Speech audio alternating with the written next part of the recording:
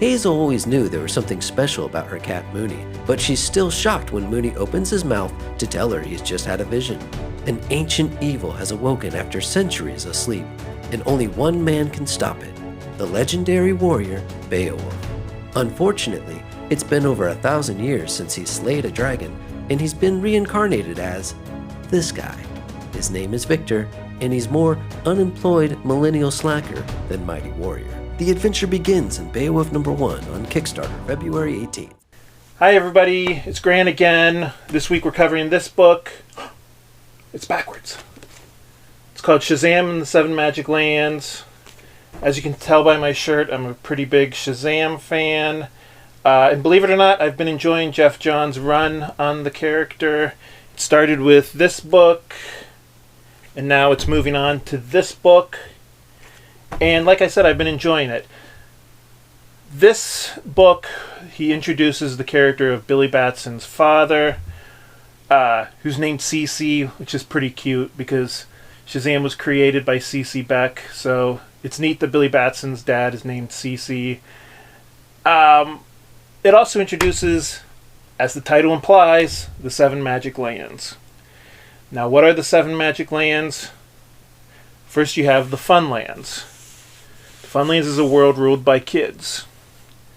Then you have, I hope I pronounced this right, the Wuzunderlands, which is a combination of Oz and Wonderland. Next we have the Wildlands, which is an area run by animals. Now, not surprisingly for a Shazam comic book, there is a talking tiger. Which, if you know anything about the history of Shazam, you understand why there's a talking tiger in the Wildlands. Next you have the Monsterlands. We'll let you figure out what rules the Monsterlands. Shouldn't be too difficult. Then you have the Darklands, which are the easiest to draw.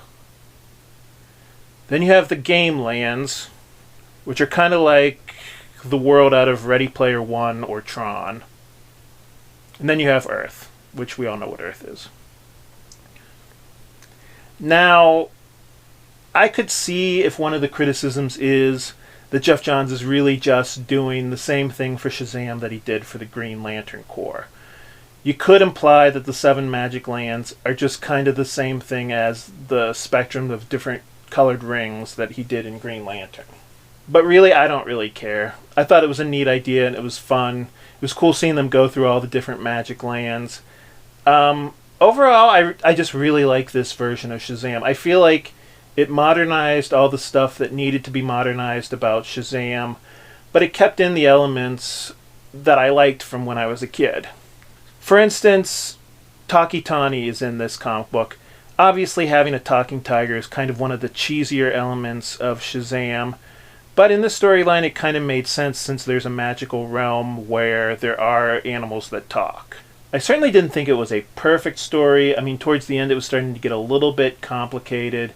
They were maybe throwing in characters kind of haphazardly. The art is by Dale Eaglesham, at least for the most part. Dale Eaglesham has been in the business since I was a kid, so he definitely knows what he's doing.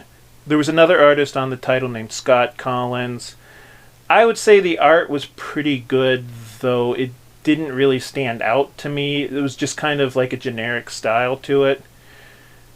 Despite my reservations, I think I'm going to recommend this book just because I really like this version of Billy. I love the interplay between him and his foster brothers and sisters.